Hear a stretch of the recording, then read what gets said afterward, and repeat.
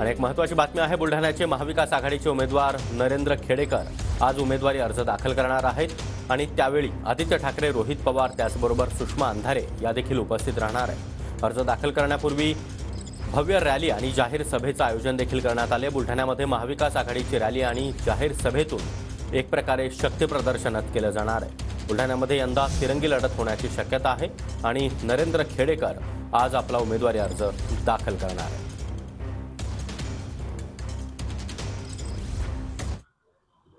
बुलढाणा लोकसभा मतदारसंघासाठी आज महाविकास आघाडीच्या वतीने प्राध्यापक नरेंद्र खेडेकर आपला या ठिकाणी नामांकन अर्ज दाखल करणार आहेत।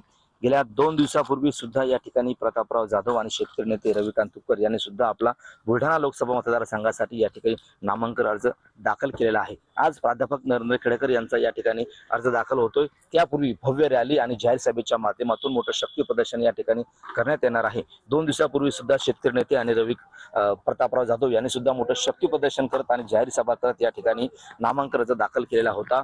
या वेळेला गुलाबराव पाटील हे सुद्धा या प्रतापराव जाधव यांच्या रॅलीच्या वेळी नामांकन अर्ज दाखल करण्याच्या वेळी उपस्थित होते। तर आज प्राध्यापक नरेंद्र खेडेकर जे आहेत त्यांच्या सुद्धा नामांकन अर्ज दाखल करण्याच्या वेळी सुषमा अंधारे असतील, रोहित पवार असतील, अंबादास दानवे असतील आणि आदित्य ठाकरे असतील हे सुद्धा नेते या ठिकाणी उपस्थित असणार आहेत। एकंदरीत पाहिलं तर बुलढाणा लोकसभा मतदारसंघासाठी जे तुल्यबळ लढत आहे प्रतापराव जाधव आणि शेतकरी नेते रविकांत तुपकर आणि प्राध्यापक नरेंद्र खेडेकर यांच्यामध्येच होणार असल्याचं चित्र सध्याच्या स्थितीमध्ये आपल्याला या ठिकाणी दिसतंय। कॅमेरामन विजय देशमुख सह गणेश सोळंकी, TV9 मराठी, बुलढाणा।